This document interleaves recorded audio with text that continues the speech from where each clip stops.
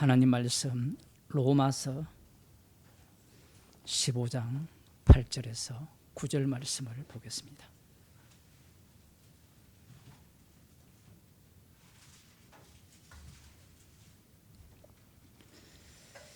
제가 읽어 드리겠습니다. 신약성경 259쪽입니다. 내가 말하노니 그리스도께서 하나님의 진실하심을 위하여 할례의 수종자가 되셨으니 이는 조상들에게 주신 약속들을 경고케 하시고 이방인으로 그 긍휼하심을 인하여 하나님께 영광을 돌리게 하려 하심이라. 기록된 바 이름으로 내가 열방 중에서 주께 감사하고 주의 이름을 찬송하리로다 함과 같으니라. 아멘.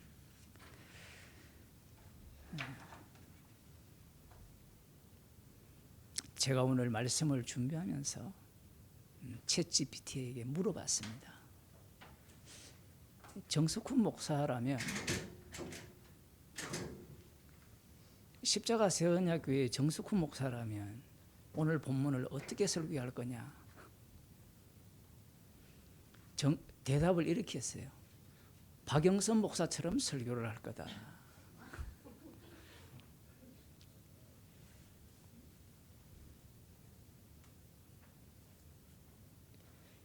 제가 왜 물어봤느냐 하면 이 챗GPT의 수준이 우리들 수준을 뛰어넘어요.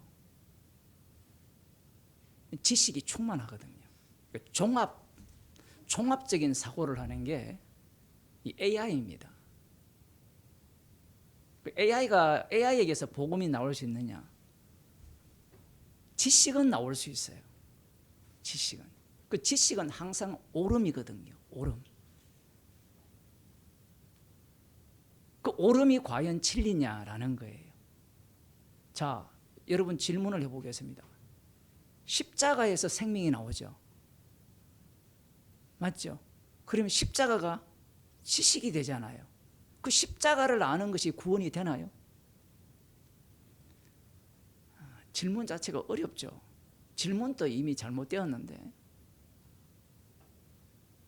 그 알미라는 것은 선불교에서처럼 깨달음이다. 또 이렇게 설명을 해요. 그럼 깨달으면 구원이 돼요? 그 깨달음은 내용이 나와야 되거든요. 그 깨달음을 은혜를 받았다라고도 이야기할 수 있어요. 표현을. 복음이라는 것은 이 땅의 언어를 갖고 설명을 하거든요.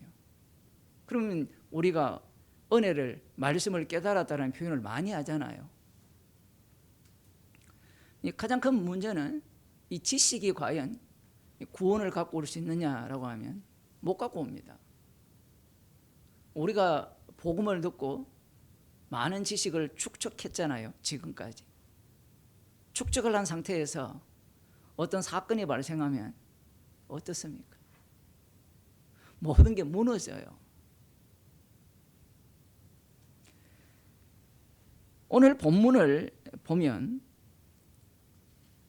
내가 말하노니 그리스도께서 하나님의 진실하심을 위하여 할례의 수종자가 되셨다. 이렇게 말씀하고 있습니다.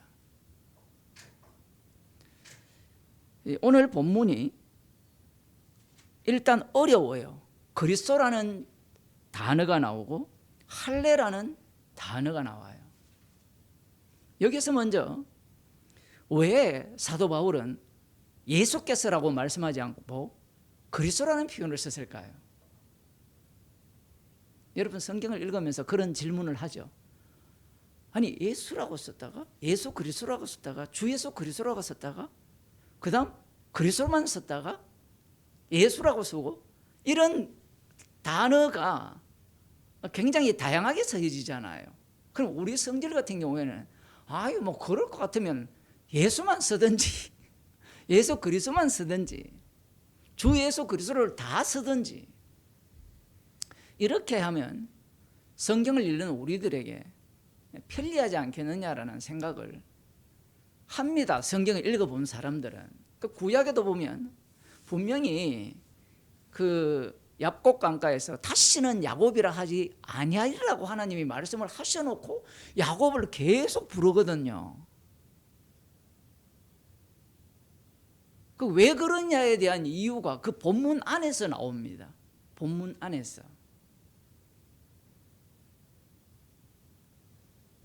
정답이라는 것은 본문 안에서의 정답이 돼요. 그러면 놀랍게도 본문 안에서 정답이 되면 정답이라고 주장하는 것이 부정당해야 됩니다. 왜 부정당하느냐라고 하면 잘 보세요. 성경 본문 안에서 정답을 취했죠. 그럼 그 정답이 구원이 됩니까? 안 되잖아요. 주님이 지금 또 살아계셔서 친히 심판주로서 자기 백성을 구원하시잖아요. 그 구원하는 방식에 있어서 구원이 목적이 아니라 심판주가 누구냐를 전가하는 차원에서 구원을 생성해냅니다. 지옥도 마찬가지죠. 지옥 갈 백성들을 주님이 현장에서 생성해내요. 그 목사님 그러면 미리 아신 자를, 미리 정하신 자를 부른다 했는데 그 말씀은 그 말씀이에요. 오늘 본문이 굉장히 중요한데 이제 로마서가 거의 끝나가요. 주요 내용은 편지 결말 부분에 도달한 겁니다. 뒤에 부분에는 이제 추가적인 이야기가 기록되어 있는데 그리스도께서 하나님의 진실하심을 위하여 이렇게 나오죠. 하나님의 진실하심을 드러내는 분이 그리스도입니다. 그러면 유대인들이 그리스도를 어떻게 생각합니까? 자, 이걸 유대인들이 생각하지 말고 간단하게 생각해 봅시다. 야구 선수 중에 멋선 예수라는 별명이 있는 사람이 있죠. 야구에 누구예요? 잠실 예수입니까? 야구를 봐야 우리 성도님들은 세속을 떠나가지고 축구에는 예수가 있죠. 이름 자체가 지저스가 있어요. 등넘버에. 그렇게도 표현할 수 있지만 메시 같은 사람이라든가 아니면 대한민국에 월드컵을 갔는데 8강, 4강까지 북아메리카입니까 이번에? 가서 4강까지 올라갔을 때 이강인이 골을 넣었다. 그러면 이강인을 뭐라 합니까? 대한민국 축구의 구세주라고 하잖아요. 제가 이 말을 왜 하느냐면 그리스도라고 하는 이 말의 의미가 예수라는 의미로 우리에게 통용이 되잖아요. 벌써 구원자로. 그러면 이 그리스도라는 의미 자체가 이방인들이 생각하는 그 예수라는 의미와 다르냐 같으냐 얘기부터 먼저 해야 돼요. 로마서 지금 1장부터 14장 15장까지 넘어왔잖아요. 그러면 이 로마에 있는 성도들이 그리스도를 알까요 모를까요? 알죠. 이 그리스도는 유대인들이 기다렸던 그리스도가 아니라는 걸 알아요. 그러면 유대인들이 기다렸던 그리스도를 알아야 되죠. 그러면 유대인들이 기다린 그리스도는 누굽니까? 현재 예루살렘 땅, 약속의 땅에 누가 와야 되죠? 다윗의 자손인 다윗 왕이 오셔서 강력한 통치권을 행사해야 됩니다. 강력한 통치권을. 그 통치권의 그 영역은 전 세계입니다. 오늘 본문에도 나오거든요. 전 세계에 그 통치권을 행사를 해야 됩니다. 그러한 통치권을 행사하기를 기다리는 자들이 누굽니까? 회개하라 천국이 가까이 왔다라고 외친 첫 번째 인물이 누구예요? 세례 요한이에요. 그러니까 세례 요한이 기다렸던 그 천국은 약속의 땅에 이루어지는 천국입니다. 그 약속의 땅에 이루어지는 천국은 정말 다윗 왕이 통치했던 그 시절로 돌아가는, 솔로몬 왕이 범죄하기 전까지 축복받은 그 시절로 돌아가는, 그 정도가 아니라 이제 로마 제국보다 더 넓은 영토, 전 세계에 그 권세가 미치는 모든 세계 만방 민족이 예물을 들고 오는 그러한 하나님 나라를 세례 요한이 기다렸던 겁니다. 그것을 이루어 줄 분이 누구냐면 그리스도예요. 그리스도, 기름 부음 받은 자. 사울 왕도 기름 부음을 받았고 다윗 왕도 기름 부음을 받았잖아요. 그러면 여러분 같으면 기름 부음 받은 사울 왕을 기다리겠어요? 기름 부음 받은 다윗 왕을 기다리겠어요? 인간은요, 이런 다윗 왕의 기름 부음을 받음을 볼 때 한 가지밖에 생각을 안 해요. 오늘 또 기도하는 중에 나왔지만 우리아의 아내를 범하였고 우리아를 죽였다는 얘기를 포함시켜야 되거든요. 마지막 사무엘하 24장에 보면 자신이 이스라엘의 왕이다라는 취지에서 인구 조사를 하잖아요.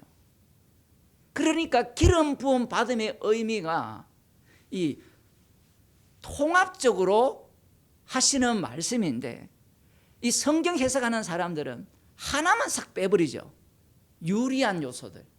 앞서 말씀드린 바와 같이 메시아가 오면 이 땅에서, 약속의 땅에서 왕이 되시고 열국의 왕이 되시고 아브라함과 이삭과 야곱에 가신 그 맹세를 다 이룰 수 있는 그리스도를 기다렸던 겁니다.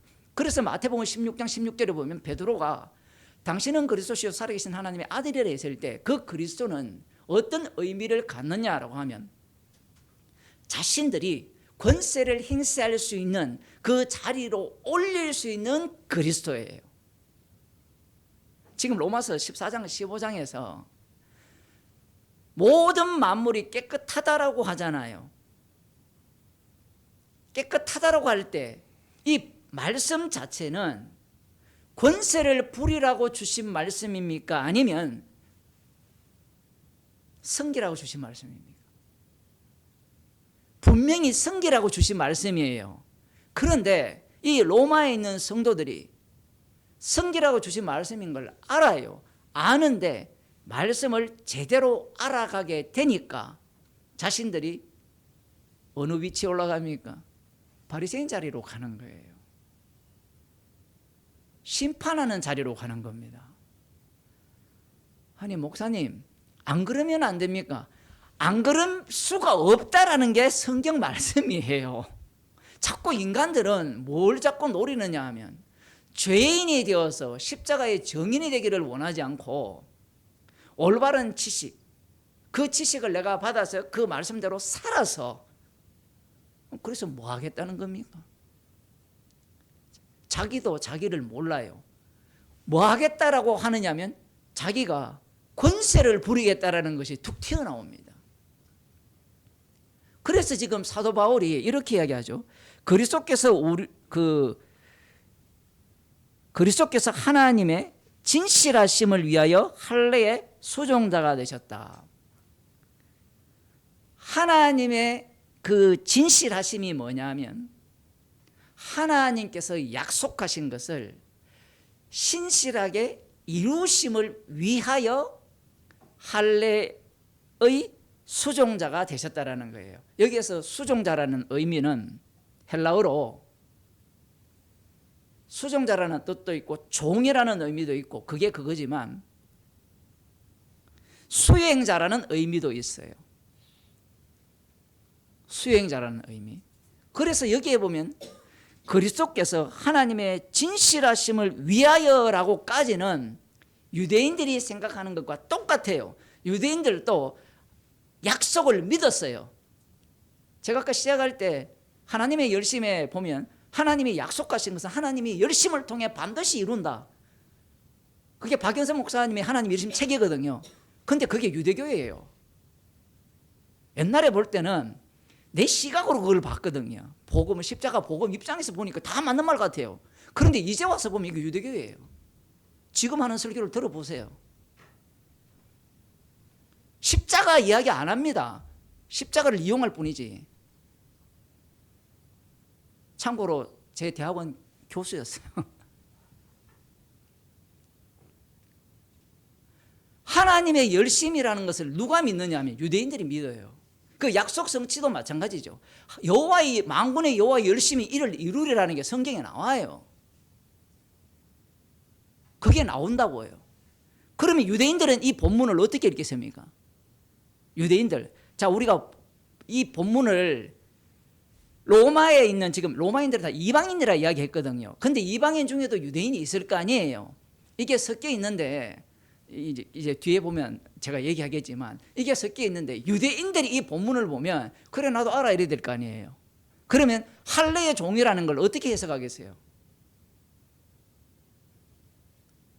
유대인들 입장에서는 할례 언약의 성취자다 이렇게 해석할 수 있는 거예요. 관건이 뭐냐 하면 할례 언약의 성취가 뭐냐가 관건이에요. 항상 악마는 디테일이 있다 하잖아요. 이게 성경에도 똑같이 해당됩니다. 목사들이 성경에 있는 괜찮은 용어를 갖고 와요. 하나님의 언약을 중심으로 하나님 나라를 봐야 되고 그 언약의 완성자는 예수 그리스도고, 맞죠? 그 다음 예수 그리스도가 십자가에서 모든 걸 다 이루었고, 이 얘기를 다 해도 십자가에서 다 이룬 게 뭐냐라는 것을 따져 들어가는 게 뭐냐면 설교예요. 지금 이런 걸 잘 들으셔야 돼요. 무슨 얘기냐면 여러분이 속지 말아야 되는 게 뭐냐면 설교를 할 때 옳은 얘기, 맞는 이야기를 하잖아요. 그러면 사람들은 뭔 생각하느냐 하면 맞는 말 하네? 이렇게 듣거든요. 그런데 그 설교 본문을 해석하는 내용을 보게 되면 그 본문 하나하나가 뭐가 나와야 돼요? 죄가 나와야 돼요. 우리는 오라가 나오는 게 아니라 우리는 복음을 알았기 때문에 더 이상 들을 게 없어가 나오면 안 돼요. 그럴 것 같으면 사도 바울이 이야기를 왜 합니까? 주님이. 그 설교 본문 해석을 할 때 방금 이야기했던 언약대로 하나님 나라 중심으로 십자가 중심으로 쭉 해석한다는 게 복음이 아니에요. 그건 AI가 잘한다니까요. 이제 필요 없습니다. 목사 설교할 준비가 필요 없어요. AI한테 본문을 갖고 입력어를 잘 넣으면 돼요. 이 본문을 하나님 나라 중심으로, 하나님 나라의 중심에는 언약이 있으니까 그 언약을 중심으로 이 본문을 십자가에서 완성한 것을 중심으로 해석해서 원고 만들어 주세요. 끝. 그러면 뭐가 나오는 거면 정답이 나와요. 앉아 듣는 우리들도 항상 설교를 들을 때 뭘 원합니까? 정답을 원하죠. 유대인들이 이 말씀을 들을 때도 마찬가지입니다. 유대인들이 이 말씀을 들으면 그리스도께서 하나님의 진실하심을 위하여 라고까지는 다 동의를 해요. 그럼 할례의 종이 되셨다, 할례의 수종자가 되셨다라고 할 때도 하나님의 진실하심을 위하여 그리스도께서 할례의 종이 되셨구나, 이렇게 이제 유대인들도 해석을 하면서, 제가 유대인의 해석을 이야기하는데 그 다음 봅시다. 종이 되셨으니까 그 다음 봅시다. 하나님의 그리스도께서 하나님의 진실하심을 위하여 할례의 종이 되셨으니까, 그러면 할례의 종이 되신 그리스도로 인하여서 하나님의 진실하심이 드러났으니까 그 다음 뭐가 나오죠? 유대교는 내가 구원 얻었다가 나오죠. 그래서 성경 말씀을 하나님의 감동으로 된 것이라고 말씀해버리는 겁니다. 기름 부음이 우리 가운데 거하지 아니하면 성경 말씀은 해석이 반드시 종말에 나타난 유대인들의 해석법으로 돌아갈 수밖에 없습니다. 목사님, 우리가 성령 받아서 해석하면 그 해석은 유대교적 해석이 아니지 않습니까? 이 말 자체가 유대교예요. 그렇게 되면 무슨 문제가 발생하는가 하면 성령 받아서 해석한 내 해석이 진리가 돼요. 그러면 목사님, 그런 설교를 안 들어야 됩니까? 안 듣고 어떻게 해요? 들어야 돼요. 읽어야 되고. 주님이 일을 그렇게 합니다. 근본적인 문제는 그리스도에 대한 생각 자체가 엉터리라는 겁니다. 그러면 하나님의 진실되심을 위하여 할례의 종이 되셨다라고 하면 하나님의 진실되심이 드러나는 자리가 그리스도예요. 그러면 그리스도 자체가 목적이 돼요. 유대인들은 그리스도를 통하여서 하나님의 진실하심을 드러냈으니까 이제 우리는 어떻게 된다? 구원을 얻는다라는 논리를 갖고 있어요. 이방인들도 이런 생각을 동일하게 갖고 있는 겁니다. 그리스도께서 하나님의 진실하심을 드러내기 위해서 십자가에 못 박혀 죽으셨습니다. 그 십자가에 못 박혀 죽으시면 할례의 수종자입니다. 추종자. 이 할례라는 이 용어를 해석을 대체로 개혁주의자들은 이 할례라는 것은 예수님께서 할례를 받으시고 할례 언약 속에 들어오셔서 하나님의 약속을 완성하셨다라는 식으로 해석을 합니다. 그러면서 이제 이 할례 언약 속에 들어와서 약속을 완성하셨으니까 유대인들뿐만 아니라 이방인도 구원을 받는다라는 이야기를 해요. 그러면서 이제 이 본문에서 유대인과 이방인을 나눕니다. 그게 개혁주의자가 되었든 세관점 학파가 되었든 모두가 똑같은 그런 식으로 해석을 해요. 해석을 하는데 목적이 어디 있느냐면요, 구원이에요. 여러분, 할례의 종이 되면 어떤 결과가 도출이 됩니까? 십자가가 할례의 종의 실현이잖아요. 할례의 종 이꼬르 그리스도 이꼬르 하나님의 진실하심 이꼬르 십자가예요. 그러면 할례의 종이 되면 할례를 완성했다라는 거거든요. 할례 언약을. 할례 언약이 완성되어지면 어떤 결과가 초래되느냐 하면 십자가의 능력이 발현되는 현장이 돼요. 쉽게 말하면 예수님이 심판주가 된다라는 겁니다. 그런데 사람들은 이 할례 언약을 뭘로 귀결시키느냐 하면 구원론으로 귀결시켜요. 자, 이제 그 그리스도에 대한 얘기를 했으니까 하나님의 진실하심은 약속이거든요. 그 약속의 성취가 뭡니까? 약속의 성취. 하나님의 약속의 성취가 뭐예요? 너로 큰 민족을 이루고 그 다음 너는 복이 될 것이다 라는 게 약속이잖아요. 그리고 약속의 땅을 줄 것이다라는 게 약속이잖아요.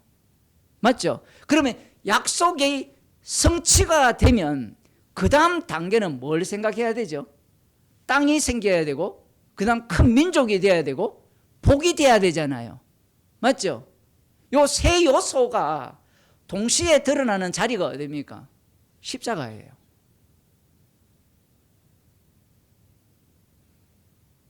지금 이 로마서는 십자가에서 다 이루심을 증거하는 주님의 자기 증거예요. 그런데 지금까지 로마서 설교를 보게 되면 구원론의 완벽성을 계속 이야기를 해요. 이제 좀 봅시다.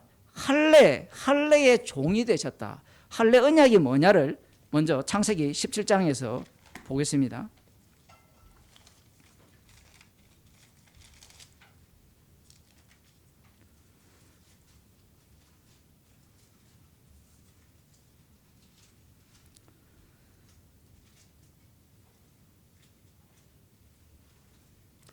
구절에 보면 하나님이 또 아브라함에게 이르시되 그런즉 너는 내 언약을 지키고 내 후손도 대대로 지키라.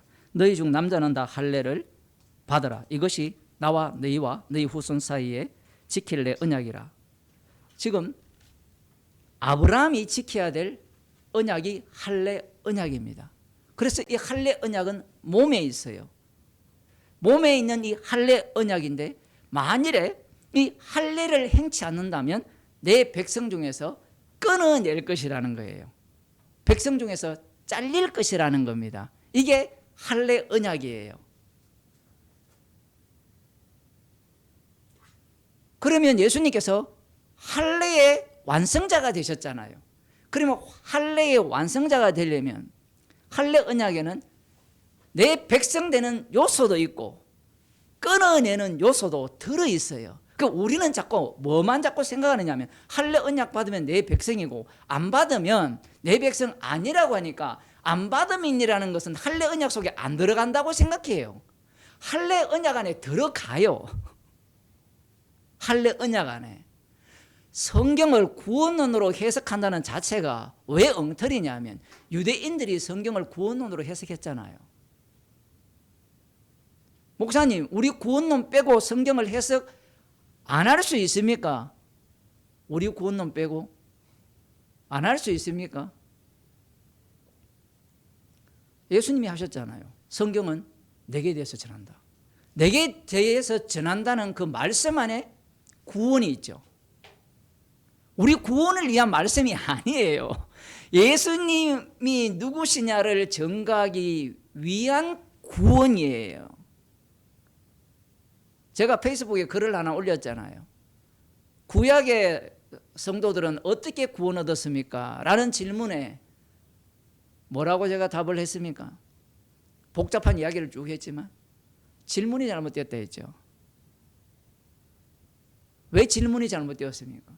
그런 식으로 질문하면 답변이 뭐가 나오죠? 예?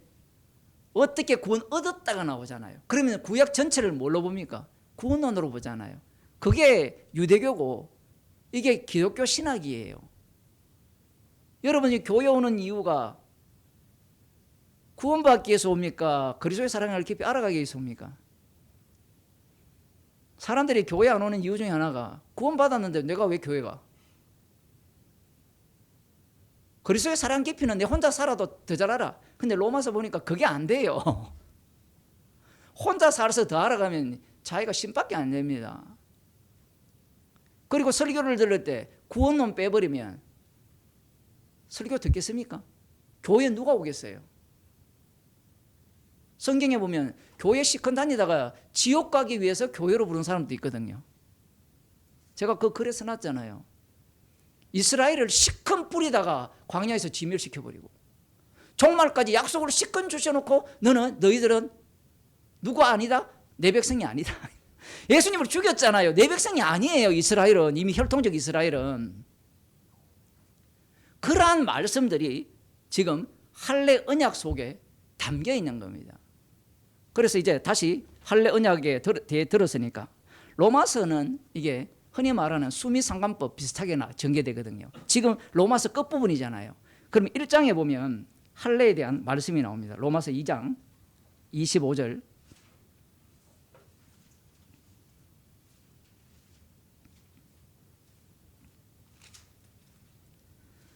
네가 율법을 행한즉 할례가 유익하나 만일 율법을 범한즉 네 할례가 무할례가 되었느니라. 그런즉 무할례자가 율법의 제도를 지키면 그 무할례를 할례와 같이 여길 것이 아니냐. 이러면 이제 시비가 걸리거든요. 무할례자가 율법의 그 행위를 제도를 지키면 할례와 같이 여기지 않겠느냐. 이 말씀을 하는 이유가 뭐냐면 지킬 수 있는 자가 없다는 이야기를 전제로 하는 거예요. 왜냐하면 율법을 다 지킨다는 것은 율법의 요구가 있어요. 그 요구가 뭡니까? 율법의 요구가 뭐예요? 하나님 사랑, 이웃 사랑인데 하나님 사랑, 이웃 사랑 안에 뭐가 들어있어요? 안 지키면 심판이고 지키면 축복을 내리고 또 율법 안에는 또 뭐가 들어있어요? 제사법도 들어있잖아요. 죄 용서에서 심판받아 마땅한데 대신 희생물이 있어서 그 희생물로 인하여서 용서받는 이 내용이 다 들어가야 돼요. 모든 요소가 다 들어가 있는 지점이 예수 그리스도의 십자가예요. 지금 좀 더 봅시다. 이 할례 이야기를 하는 이유가 있어요. 또한 본래 무할례자가 율법을 온전히 지키면 의문과 할례를 가지고 율법을 범하는 너를 판단치 아니하겠느냐. 대저 이제 봅시다. 표면적 유대인이 유대인이 아니요 표면적 육신의 할례가 할례가 아니라 오직 이면적 유대인이 유대인이며 할례는 마음에 할지니 신령에 있고 의문에 있지 아니한 것이라. 그 칭찬이 사람에게서가 아니요 다만 하나님에게서니라. 여기에 보면 지금 이상한 이야기를 했습니다. 뭐냐면 제가 아까 설교를 시작할 때 이 할례의 종이 되었다 했을 때는 1차적으로는 유대인들을 위하여서 언약을 신실하게 완성하셨다라고 해석하는 자들이 대부분이라 했죠. 그 개혁주의들 대부분입니다. 칼빈부터 시작해서. 그러한 어떤 해석을 해요. 박영선 목사도 마찬가지입니다. 십자가, 유대인, 이방인 이렇게 흘러가요. 근데 로마서에도 보면 얼핏 그렇게 이야기하는 것 같은 지금 2장에 보니까 뭐라고 이야기합니까? 이면적 유대인이 유대인이라 해버려요. 이미 선언을 해놨어요. 그러니까 진짜 유대인이 누구냐? 진짜 이스라엘이 누구냐? 이면적 유대인이 진짜 유대인이고 할례 받은 자도 마찬가지잖아요. 마음에 받은 할례가 진짜 할례 받은 자라고 이야기를 합니다. 출발을 이렇게 가요. 출발 자체가.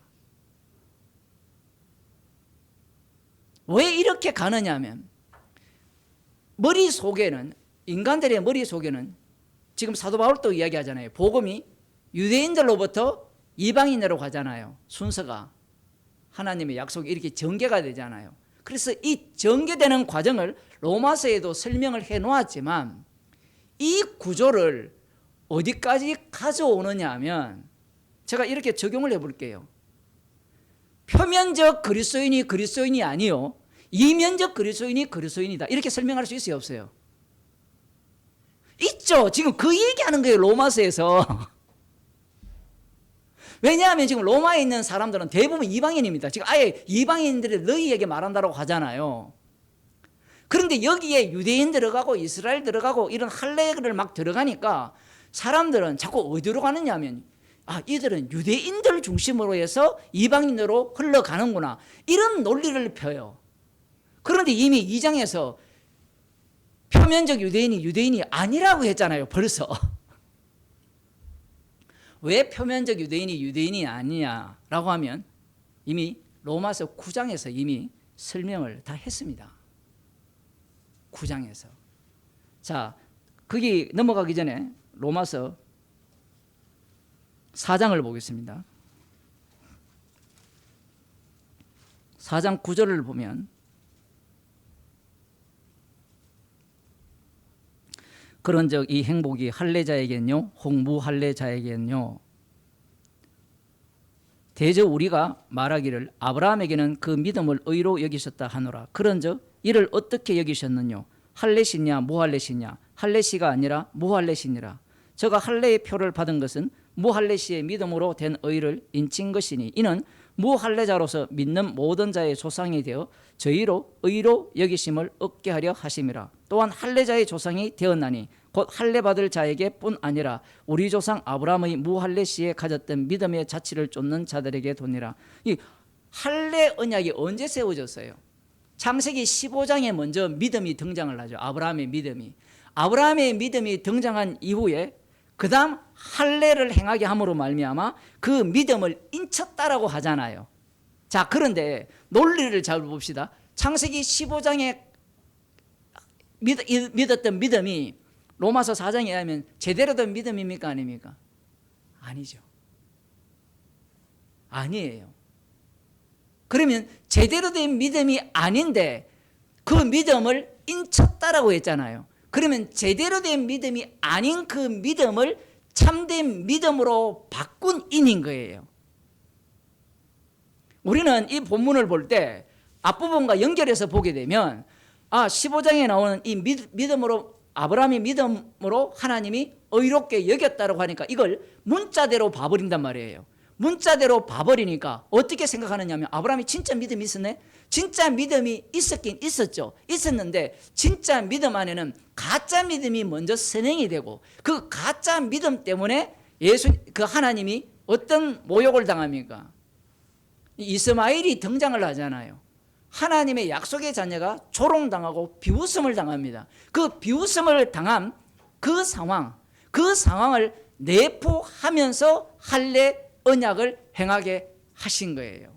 그러면 할례가 인친 것이라 했을 때는 그 할례 안에는 뭐까지 들어있느냐 하면 불신의 내용까지 포함되고 있어요. 그럼 불신이 있으면 그 불신에 대한 죄용서가 있어야 될 거 아니에요. 그 죄용서까지도 그 속에 들어가 있다라는 게 지금 로마서 15장의 취지예요.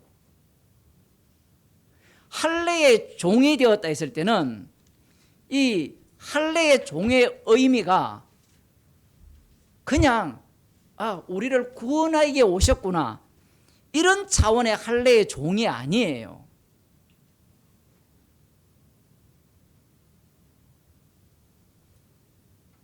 할례의 종이 되셨다라는 것은 하나님의 약속을 완성했다라는 거예요. 그래서 아까 제가 말씀 다시 드리면 약속이 완성되었다면 인간들은 뭘 상상을 합니까? 하나님의 진실하심을 드러냈다면 뭘 상상해요? 하나님 나라를 상상하잖아요. 그런데 이미 앞서서 하나님 나라는 먹는 것과 마시는 것이 아니요 의와 평강과 희락이라 한 거예요. 그럼 의와 평강과 희락은 어디에서 나옵니까? 십자가에서 나옵니다. 그러한 말씀을 지금 깔고 할례의 이 종이 되셨다 이렇게 말씀을 하고 있는 겁니다. 그러니 지금 로마서 그 4장에서 할례를 언급하는 이유가 이제 어디까지 치고 나가느냐면 2장에서 나왔던 이면적 유대인이 아니요 표면적 유대인이 아니요 이면적 유대인이 진짜 유대인이라는 그 말씀이 어떤 의미인지가 로마서 3장부터 전개가 되는 거예요. 그 전개가 되면 그러면 이 15장까지 오게 되면 유대인이라는 의미가 달라져요. 유대인이라는 의미가 무슨 얘기냐면 지금 15장에 할례의 종이 되셨으니까 이런 말씀이 나오니까 그 뒤에 봅시다. 이는 조상들에게 주신 약속들을 경고케 하시고 이렇게 나오죠. 이 경고케 하는 단어는 입증했다라는 거예요. 입증했다라는 의미로도 되지만 확정했다라는 표현도 하는데 우리가 이 본문을 볼 때는 확정했다라고 보고 싶어요. 그런데 제가 보기에는 입증하셨어요. 할례의 종이 되셔서 할례의 종이 되심으로 말미암아 조상들에게 주신 그 약속들을 입증해 버립니다. 문제는 그리스도 밖에 있는 자들은 이 입증했다는 말을 못 알아듣죠. 십자가가 무슨 입증했느냐? 자, 입증을 했다면 로마에 있는 교인들의 어떤 삶의 모습이라든가 그들의 환경들 자체가 아브라함과 이삭과 야곱에게 하신 그 맹세를 완전 성취한 모습을 보여야 되지 않느냐라는 생각을 하고 있는 거예요. 그런데 십자가 자체가 입증이 돼버린 거예요. 하나님이 약속하신 약속의 입증.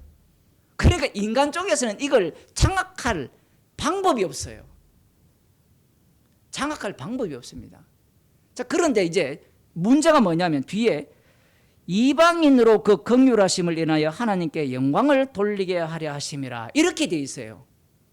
제가 지금 앞서서 계속해서 유대인이 그 유대인이 아니라는 이야기를 왜 자꾸 하느냐 하면 이 기존의 이 신학자들이나 목사들이 여기에 나오는 이방인들을 이야기할 때 이 구약에 나오는 이방인들은 당연히 이스라엘 밖의 사람들을 두고 하는 말이 맞아요.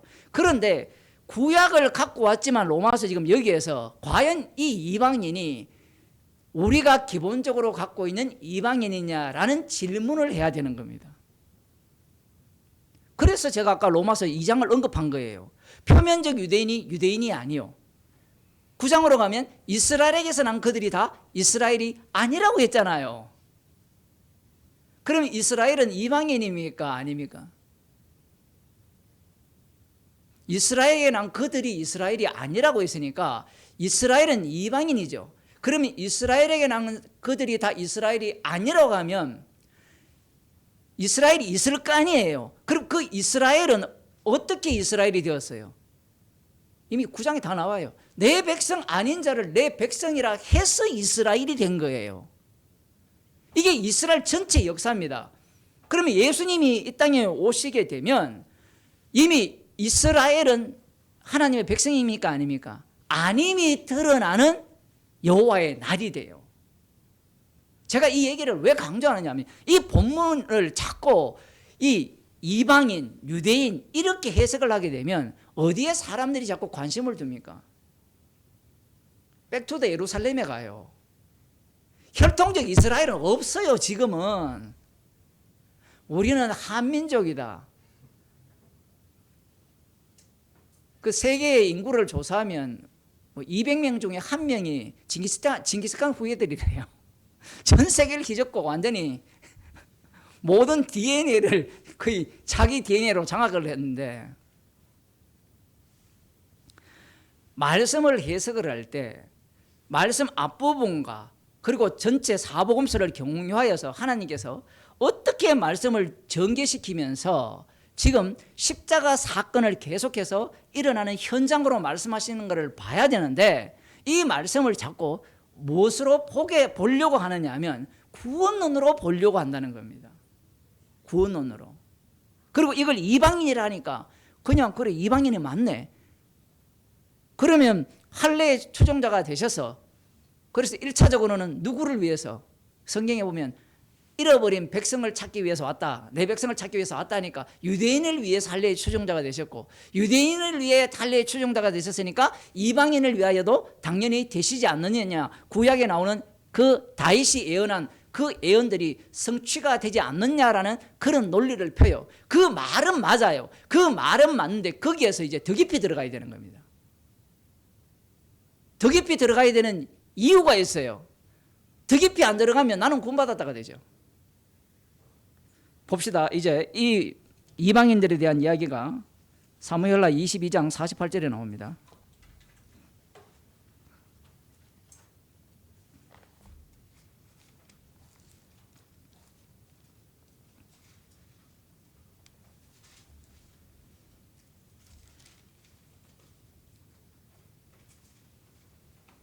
그 22장 1절에 보면 여호와께서 다윗을 모든 대적의 손과 사울의 손에서 구원하신 그 날에, 여기에 보면 모든 대적의 손과 사울의 손에서 구원하신 그 날에, 사울의 손에서 먼저 구원했거든요. 그 이후에 이제 대적들로부터 구원을 받은 그 날에 이제 이 찬양을 했는데, 48절을 보면 이 하나님이 나를 위하여 복수하시고 민족들로 내게 복종케 하시며 나를 원수들에게서 나오게 하시며 나를 대적하는 자 위에 나를 드시고 나를 강포한 자에게서 건지시는도다. 이러므로 여호와여, 내가 열방 중에서 주께 감사하며 주의 이름을 찬양하리이다. 여호와께서 그 왕에게 큰 구원을 주시며 기름 부음 받은 자에게 인자를 베푸시며 영원토록 다윗과 그 후손에게로 다. 이렇게 찬양하고 있습니다. 여기 보면 기름 부음 받은 자가 나오죠. 기름 부음 받은 자가 다윗입니다. 이 다윗이 누구와 누구로부터 승리를 했느냐 하면 사울 왕과 그 다음 주변의 이방 나라들로부터 승리를 했습니다. 어떻게 승리를 했습니까? 표면적으로 보면 힘으로 승리를 했죠. 그런데 실제로는 뭐예요? 하나님이 약속하신 것을 성취한 거예요. 하나님이 약속하신 것을 성취한 겁니다.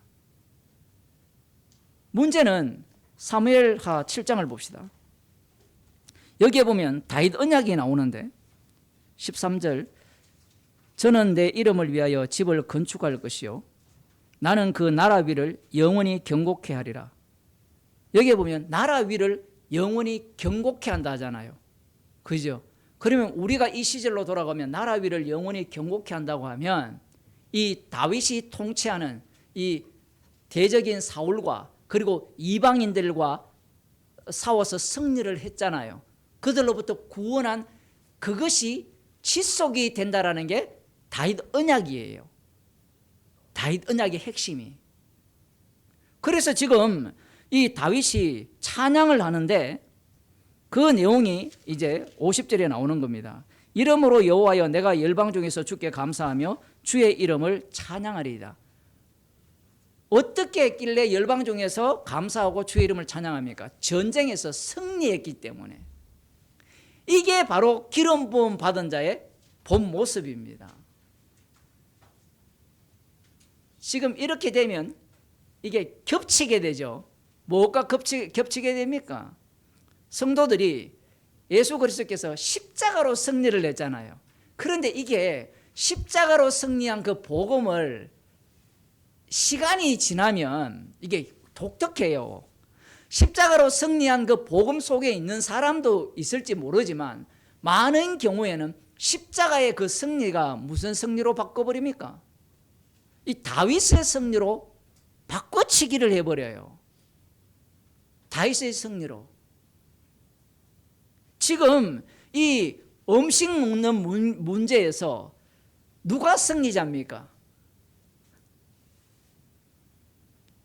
예수 그리스도께서 자기 몸을 대속물로 드림으로 우리를 받으셨죠.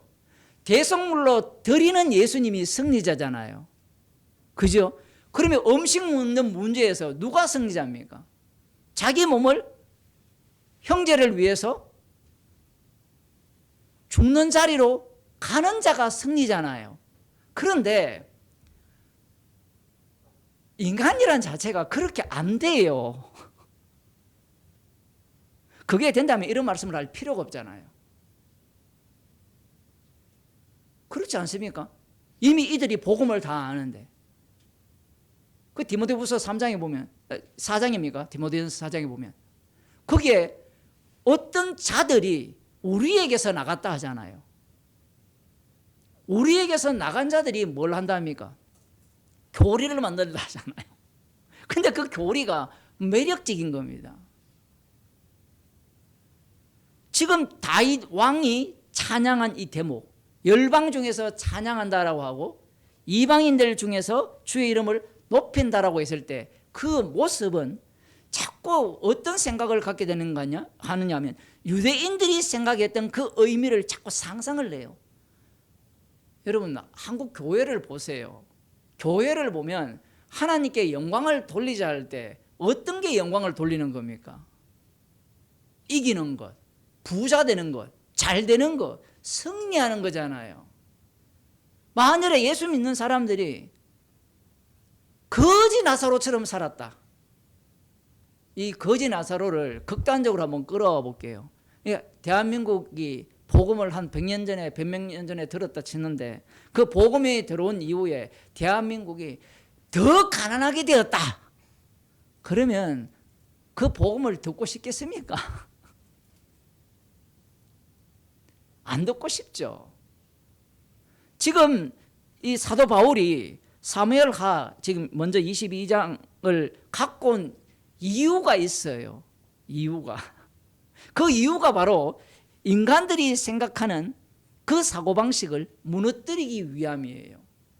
22장에서의 승리는 찬양은 이방인들이 기속하는 것은 힘이죠. 힘. 여호수아를 보게 되면 기본 그 거민이 굴복하잖아요. 무엇에 굴복합니까? 여호와의 능력에 굴복을 하잖아요. 그게 구약입니다. 여기도 마찬가지죠. 다윗 왕이 승리를 했잖아요. 승리를 하니까 이방인들이 굴복할 수밖에 없는 상태가 되는 겁니다. 그걸 지금 사도 바울이 이쪽으로 끌고 온 겁니다. 끌고 오는데 중요한 게 있어요. 무엇이 중요하냐면 다시 22장 1절을 보면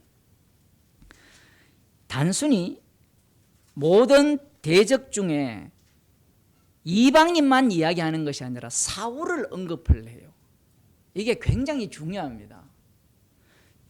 시편 18편을 봅시다. 똑같은 내용인데요.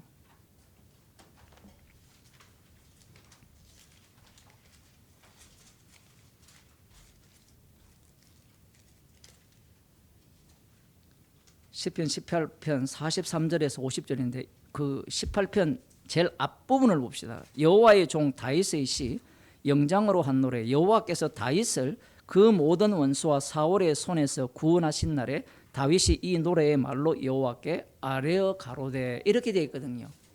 사울의 손에서도 구원하셨고 대적의 손에서도 구원하신 날에 노래를 부르는데 43절 보게 되면 이렇게 나옵니다. 주께서 나를 43절부터 쭉 보겠습니다. 주께서 나를 백성의 다툼에서 건지시고 열방의 업됨을 삼으셨으니. 근데 표현이 놀랍죠. 그 이스라엘 백성 가운데 미움을 받았잖아요. 사울로부터 공격을 받았잖아요. 그 다음 이제 열방으로부터 공격받으면서 전쟁을 하는데 어떠함을 삼으셨으니 내가 알지 못하는 백성이 나를 섬기리이다. 저희가 내 풍성을 들은 적시로 내게 수목하며 이방인들이 내게 복종하리로다. 이방인들이 쇠미하여 그 견고한 곳에서 떨며 나오리이다. 여호와는 생존하시니 나의 반석을 찬송하며 내 구원의 하나님을 높일지로다. 이 하나님이 나를 위하여 복수하시고 민족들로 내게 복종케 하시도다. 주께서 나를 내 원수들에게서 구조하시니 주께서 실로 나를 대적하는 자의 위에 나를 드시고 나를 강포한 자에게서 건지시나이다. 여호와의 이름으로 내가 열방 중에서 주께 감사하며 주의 이름을 찬송하리이다. 이렇게 나와요. 열방 중에서. 오늘 로마서 거기에도 보면 이름으로 내가 열방 중에서 주께 감사하고 주의 이름을 찬송하리이다.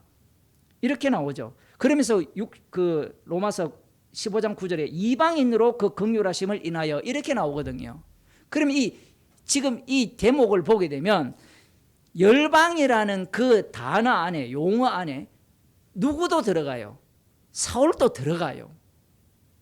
사울도 들어간다는 것은 처음에는 다윗 외에는 다 대적이었어요. 물론 요나단도 있었지만 그 이스라엘 전체가 어디에 포함되느냐 하면 그림자로서 이 이방에 포함되는 겁니다. 그걸 지금 깔고 있는 거예요. 왜냐하면 다윗은 최종 승리자입니까? 아닙니까? 아니죠. 이 다윗이 찬양한 것을 지금 그대로 갖고 오잖아요. 보죠. 이방인으로 그 긍휼하심을 연하여 하나님께 영광을 돌리게 하려 하심이라. 이게 예언된 거잖아요. 그러면 이 일을 누가 성취합니까? 할례의 종이 되신 예수님께서 조상들에게 하신 약속을 입증하셨어요. 할례의 종으로서. 그것을 입증한 내용이 지금 다윗이 찬양한 내용이라는 겁니다.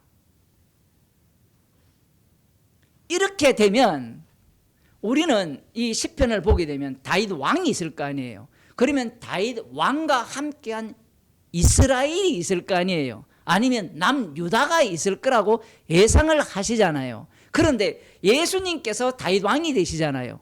그러면 예수님은 누구로부터 미움을 받습니까?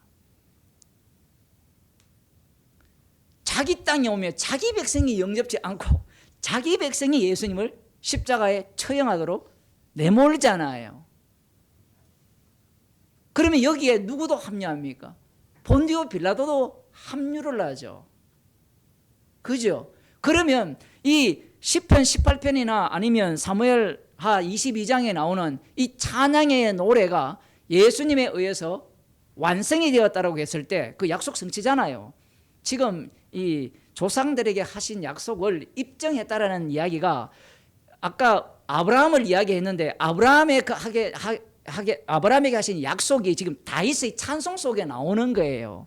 지금 메시아 왕국을 기다리는 자들은 이런 나라를 소망하고 있는 겁니다. 그 나라를 소망하는 자들은 이 다윗의 찬양을 보면서 자신들은 어느 위치에 들어갑니까? 다윗의 위치에 들어가는 거예요. 그런데 예수님이 오셔서 이 말씀을 성취하면 예수님이 왕이죠. 유대인의 왕이잖아요. 유대인의 왕일 때 십자가에 달렸을 때 유대인의 왕이라면 네가 우리를 구원하라 하잖아요. 구원 못하니까 고개를 획 돌리고 조롱하는 거잖아요. 그러니까 지금 이 말씀이 예수님의 십자가로 하게 되면 다윗조차도 부정당하잖아요. 다윗조차도 부정당하고 그 다윗 언약의 성취를 기다리는 그 신실하신 하나님의 약속을 믿고 기다리는 자들이 예수님을 죽여버립니다. 죽여버리니까 그들이 로마서 9장에 의하면 어떤 자들이 됩니까? 로마서 9장으로 가봅시다.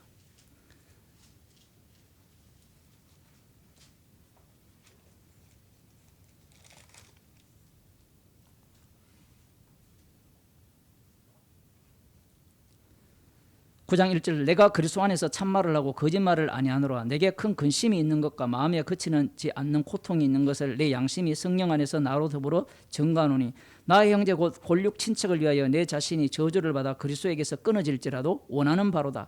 저희는 이스라엘 사람이라.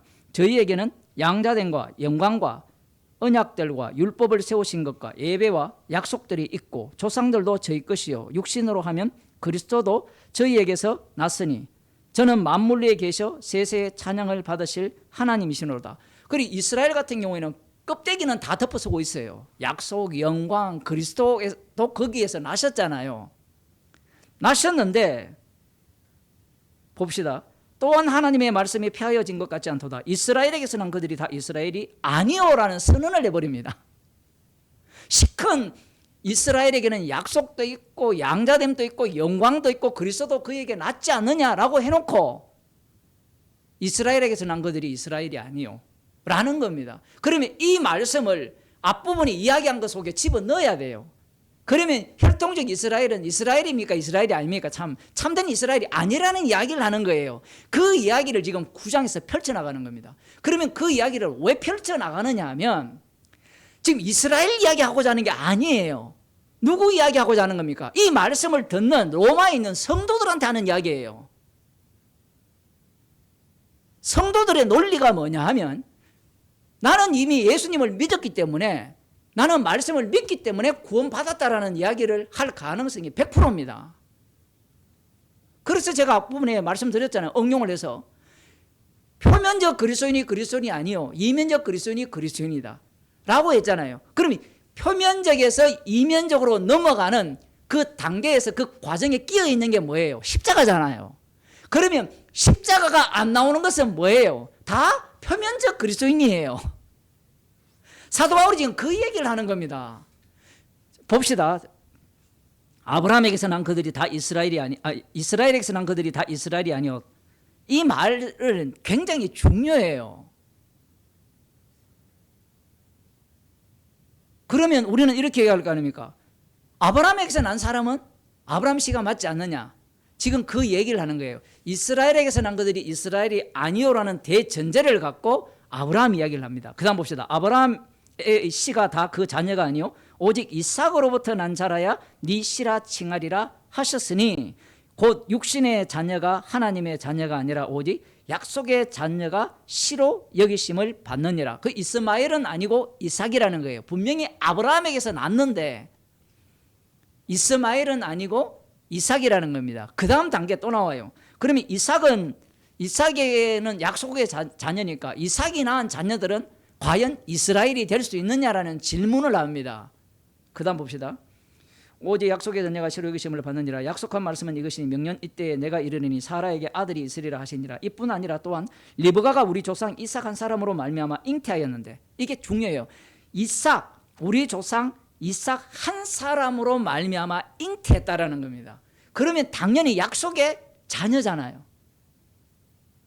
이게 중요해요. 우리는 이게 별거 아니라 생각하지만 이 구원론에 미쳐 있는 자들은요, 이 본문을 그냥 대충 봐요.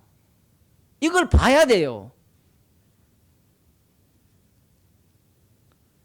그 자식들이 아직 나지도 아니하고 무슨 선이나 악을 행하지도 아니한 때에 택하심을 따라 되는 하나님의 뜻이 행위로 말미암지 않고 오직 부르시는 이에게로 말미암아 서게 하려 함이라. 아니 약속의 자녀인 이삭으로부터 약속의 신 이삭으로부터 잉태가 되었는데 문제는 이게 약속의 시잖아요. 그리고 약속의 시 안에 뭐가 들어있어요? 야곱은 행함과 상관없이 사랑하고 하나는 미워했다라는 걸 거기에 집어넣어 버립니다. 이게 왜 중요하냐면 에서와 야곱의 입장에서는 우리는 누구 자식이에요? 약속의 자녀인 이삭의 자식이잖아요. 그러면 이삭의 자식이기 때문에 당연히 구원받아요, 못 받아요? 약속의 자녀잖아요. 구원받는다라는 게 그들의 논리인데 하나님의 말씀은 이 에서와 야곱을 통하여서 뭘 말씀하시고자 하느냐면 이스라엘에게서 난 그들이 이스라엘이 아니라는 겁니다. 이건 무시무시한 말씀이죠. 인간이 갖고 있는 논리를 깨버려요. 논리를.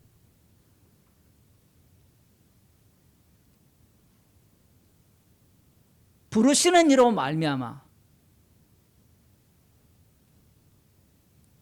하나님의 뜻이 행위로 말미암지 않고 오직 부르시는 이에게로 말미암아 서게 하려 함이라. 이 행위라는 이야기를 왜 집어넣겠습니까? 행위 안에는 뭐까지 포함됩니까? 혈통적으로 나는 이삭의 자손이다, 약속의 자손이다까지도 다 집어넣어요. 아예 아무것도 행하기 전에 그 다음 또 뭐가 나오죠? 나중에 10장에 가면 주 예수를 누구든지 주의 이름을 부르는 자는 구원을 얻는다 했잖아요. 그러면 그게 행위입니까 아닙니까? 행위죠. 사람이 마음으로 믿어 의에 이르고 입으로 시인하여 구원을 이룬다 했잖아요. 그러면 그러한 말씀들을 지금 이 말씀을 집어넣어서 해석을 해야 돼요.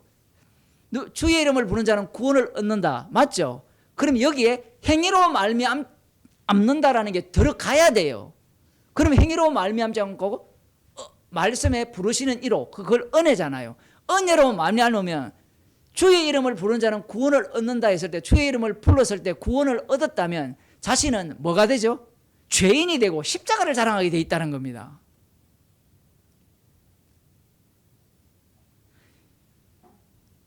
리브가에게 이르시되 큰 자가 어린 자를 섬기리라 하셨나니 기록된 바 내가 야곱은 사랑하고 에서는 미워하였다 하신가 같으니라. 이스라엘에서 난 그들이 이스라엘이 아니라는 겁니다. 문제는 그 다음 봅시다. 그런즉 우리가 무슨 말 하리요? 하나님께 불의가 있느냐? 그럴 수 없느니라.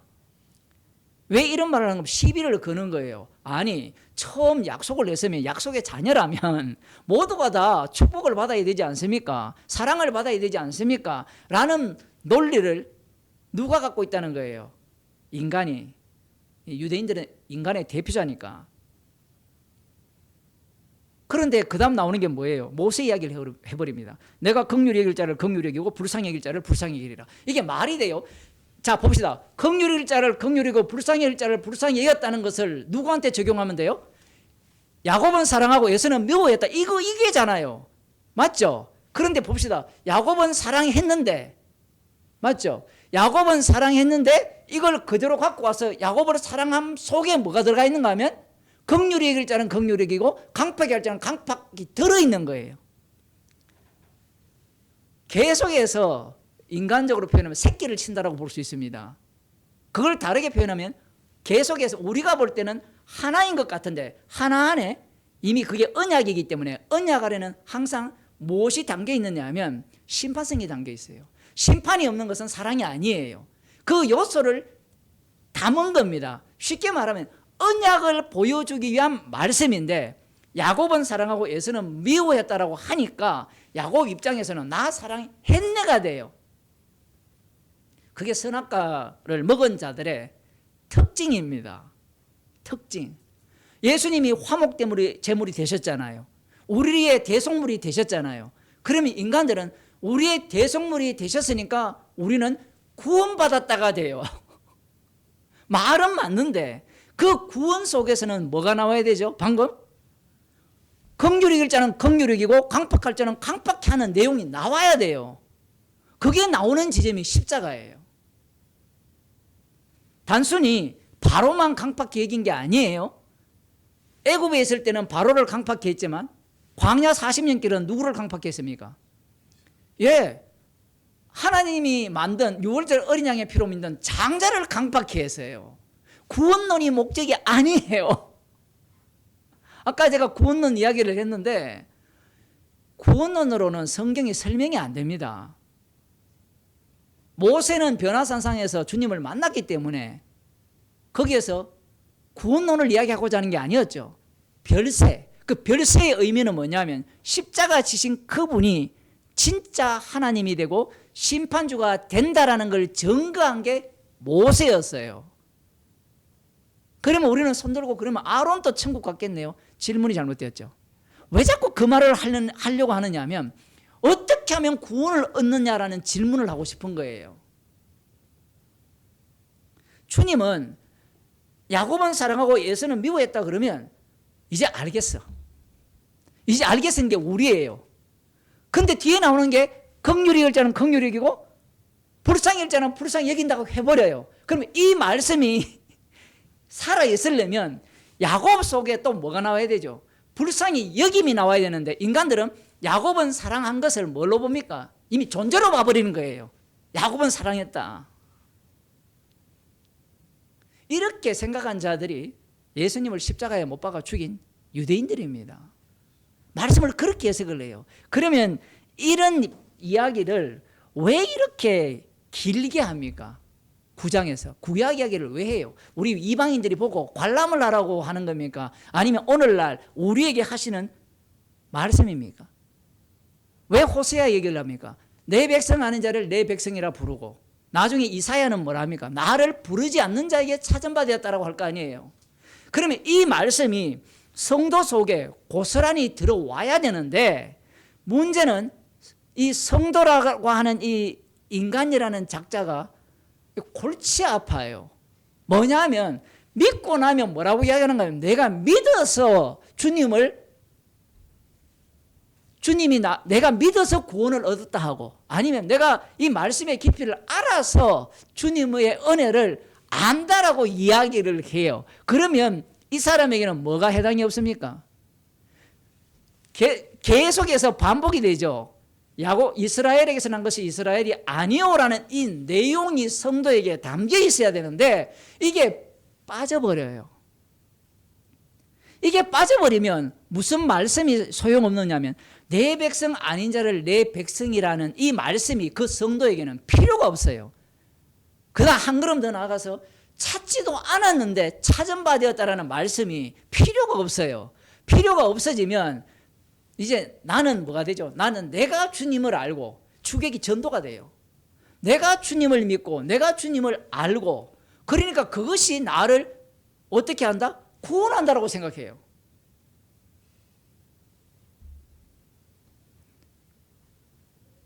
로마서 9장, 10장, 이 11장 이 말씀이 너무나 소중하고 중요해요. 왜냐하면 9장까지 10장까지 와버리면 예수 그리스도의 십자가의 피로 우리가 구원을 얻었다는 걸 다 알아요. 다 알았다면 구약의 이 어려운 이야기를 왜 하느냐는 이야기입니다. 왜 하겠어요? 계속해서 말씀은 살아있다라는 겁니다. 우리는 정답을 원하잖아요. 그래서 이 로마서 11장으로 넘어가면 10장까지 11장까지 오면 이제 하나님이 어떻게 일하시는 걸 알았다라는 이 이야기를 할 가능성이 높은데, 33절을 보면 깊도다 하나님의 지혜와 지식에 부요하며 그의 판단은 청량치 못할 것이며 그의 길은 찾지 못할 것이로다. 방금 제 해석이 그거예요. 로마서를 읽고 공부를 하면 찾지 못해야 돼요.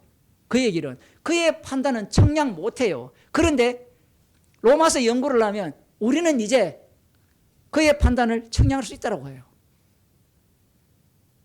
그런 논리예요, 인간들이 갖고 있는 게. 그의 길은 찾을 수 없다 하면 아멘 하면 되거든요. 십자가를 자랑한다는 것은 그의 판단은 청량 못하고 그의 길은 찾지 못한다는 거예요. 왜냐하면 계속해서 불쌍히 여길 자를 불쌍히 여기기 때문에 그래요. 야곱은 사랑하고 에서는 미워한다는 말씀이 성도 속에 들어와 있기 때문에 그래요. 그런데 인간들은 자기가 신이 되고 싶잖아요. 신이 되고 싶으니까 말씀을 깊이 연구하여서 이제 나는 하나님의 판단을 청량할 수 있어. 그래서 나오는 게 뭐예요? 주 예수를 믿으라. 그리하면 너와 내 집이 구원을 얻으리라. 그게 로마서 10장에도 나오잖아요. 누구든지 주의 이름을 부르면 구원을 얻는다. 이 말씀 속에는 무엇이 들어가야 된다 했습니까? 그의 판단은 청량치 못하고 그의 길은 찾지 못한다는 게 들어가야 돼요. 그러면 그 복음을 듣고 믿은 사람은 청량치 못하고 찾지 못하는 내용이 그 속에 담겨 있어야 돼요. 내가 믿은 것도 아니고 저 사람이 전해서 내가 들어서 확신한 것도 아닌데 그냥 생겼어요. 그걸 선물이라는 겁니다. 그 선물의 요소가 성도에게는 계속해서 작동을 하죠. 이것도 또 어려워요. 계속해서 작동을 한다니까 선물을 또 뭘로 봅니까? 고정으로 보죠. 고정. 그 고정성을 누가 계속해서 주장을 하느냐 하면 이 유대인들이 주장을 하고, 그들의 그 태도를 누가 고스란히 이어받느냐 하면 예수 믿는 사람들이 이어받아요. 이어받게 되면 무엇이 필요 없느냐 하면 주님이 십자가로 완료를 했잖아요. 그 완료성에 현장이 필요 없어요. 지금 찬양을 하잖아요. 이방인으로 그 긍휼하심을 인하여 하나님께 영광을 돌리게 하려 하심이라. 지금 이 이야기를 무엇과 연결시킵니까? 성도들의 분쟁이잖아요. 분쟁과 연결시키잖아요. 놀랍게도 성도들을 주님이 십자가 앞에서 뭘로 만들어 버립니까? 이방인으로 만들어서 하나님께 찬송이 되게 만들고 있습니다. 제가 지금 성경을 개상하게 해석한다는 사람이 있을 건데 지금 본문이 그렇게 연결되어 있잖아요. 음식 문제를 계속해서 너희가 서로 받으라. 그러면서 앞부분에 뭐가 나왔습니까? 주를 비방하는 비방이 내게 미쳤다라는 그런 내용들이 지금 연결이 되어 있거든요. 예수님이 누구로부터 비방을 받았어요? 자기 백성으로부터 비방을 받았잖아요. 그러면 성도들도 누구로부터 비방을 받는다는 겁니까? 성도들로부터 비방을 받게 돼 있어요. 그 사건 속으로 집어넣어서 십자가에서 주님이 홀로 다 이루심을 드러내는 현장을 만든다는 겁니다. 그것이 바로 그거죠. 이방인으로 그 긍휼하심을 인하여 하나님께 영광을 돌리게 하려 하심이라. 기록된 바 이름으로 내가 열방 중에서 주께 감사하고 주의 이름을 찬송하리이다. 지금 이것은 본래 누구 고백이죠? 다윗의 고백이었잖아요. 그런데 이 고백, 이 찬양을 누가 한다는 겁니까? 예수님이 하시는 거예요. 예수님이 어디에서 승리했습니까? 십자가에 승리했어요. 십자가에서 승리는 자기 목숨을 대속물로 내어주는 겁니다. 그러면 성도들도 어디에서 승리를 해야 돼요? 진리를 알아서, 옳음을 알아서 승리를 해야 됩니까? 아니면 그 옳음조차도 뭐로 드러나요? 죄로 드러나고, 죄로 드러나면서 십자가 앞에서 죄인으로 드러나는 그 모습이 승리자의 모습이라는 겁니다. 그렇지 않으면, 우리를 이방인으로 계속해서 간주하지 않으면 이방인이라는 것은 내 백성 아니라는 거예요. 주님이, 여러분들이 이런 게 있어요. 주님이 죄인을 부르러 왔다 하잖아요. 그 죄인을 부르러 왔다 할 때는 죄인이라고 이야기해요. 그 죄인을 다르게 표현하면 이방인이에요. 주님이 이미 구원을 했는데 왜 자꾸 이방인이라고 우리를 만듭니까? 복음을 위해서 했기 때문에 그래요. 그 이스라엘의 문제가 뭐였냐면 자신들은 여호와의 이름을 위하여 만들어진 이스라엘로 봐야 되는데 여호와의 이름을 위하여 만들어진 이스라엘을 위한 여호와의 이름이 되어버려요. 똑같습니다. 예수 그리스도께서 십자가에서 할례의 종으로서 이 할례 언약을 완성을 하셨거든요. 그 완성 속에 누가 들어갑니까? 성도들이 들어가죠. 그 성도들은 이미 주님과 함께 심판받아 죽었고 죽은 상태에서 주님과 함께 다시 살리심을 받았잖아요. 우리는 마음의 할례를 받았다잖아요. 그 죽고 우리가 살림을 받았잖아요. 살림을 받았기 때문에 성도들은 이 할례의 종이 되신 주님을 증거하는 정인으로 날마다 살아가게 되는 거예요. 우리는 계속해서 안정을 원하잖아요. 그 메슬로우가 안정의 욕구를 이야기하잖아요. 인간은 소속이 되어서 안정감을 느끼고 싶잖아요. 이제 우리는 그리스도 안에 있기 때문에. 그래서 그 안정의 의미 자체가 성경에서 말하는 평안과 달라요. 예수님이 분명히 말씀하셨잖아요. 내가 주는 평안은 세상이 주는 평안과 다르다고요. 그 다름이 어떻게 드러났냐면 이 말씀, 사도 바울의 이 복음이죠. 이 복음을 듣는 로마에 있는 성도들이 이 말씀 앞에 뭘로 드러나겠습니까?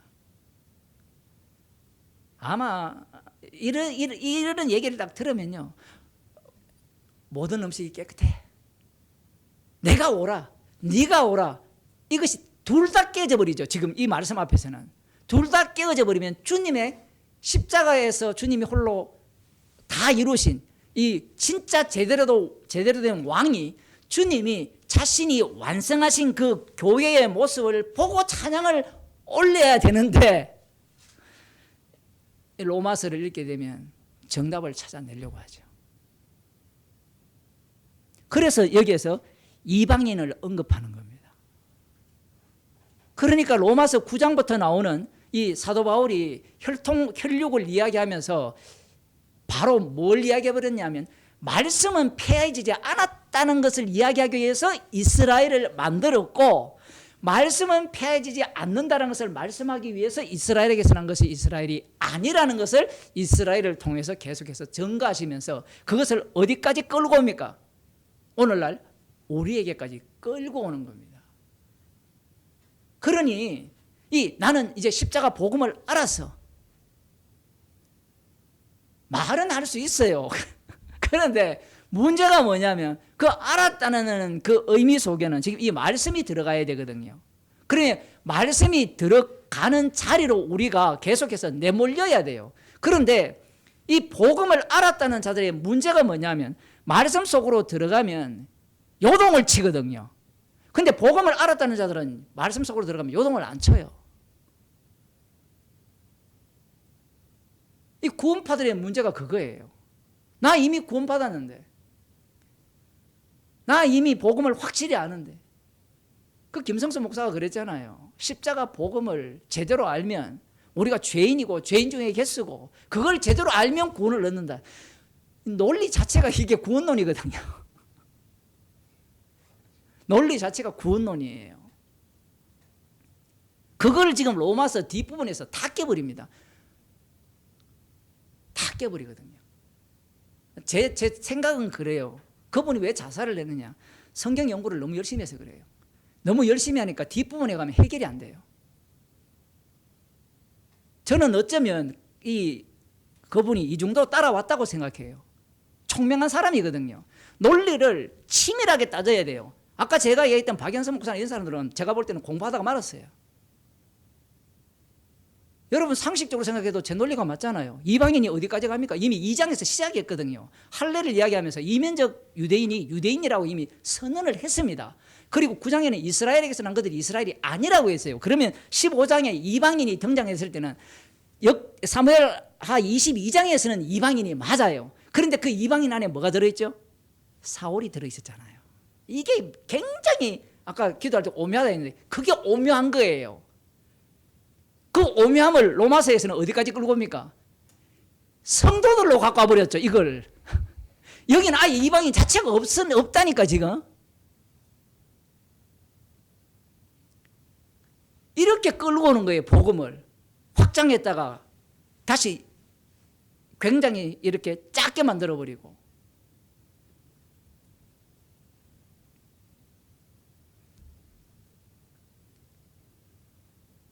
하나님의 신실하심을 드러냈다라는 걸 아까 하나님의 열심히 이야기했지만 그 하나님의 신실하심은 우리를 위함이 아니에요. 지금도 보세요. 나의 구원을 계속해서 어떻게 해버립니까? 쳐내죠.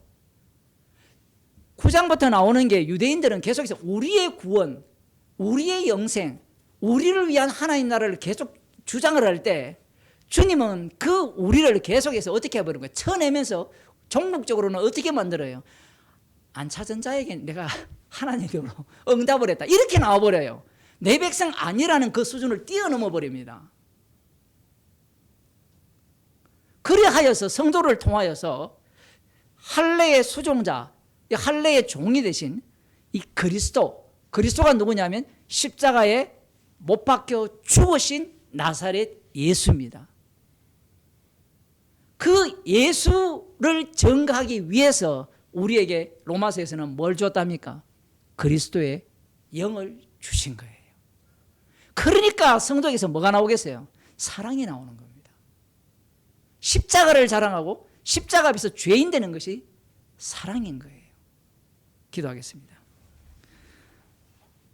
하나님 아버지, 지금 또 주님께서 친히 살아계셔서 십자가로 승리하셔서 찬송을 올리는 그러한 현장으로 저희들을 인도하시고 그 현장 속으로 몰아넣으셔서 십자가만 자랑하며 그리스도의 사랑이 나오는 그러한 주님의 백성으로 만들어주심을 감사드립니다.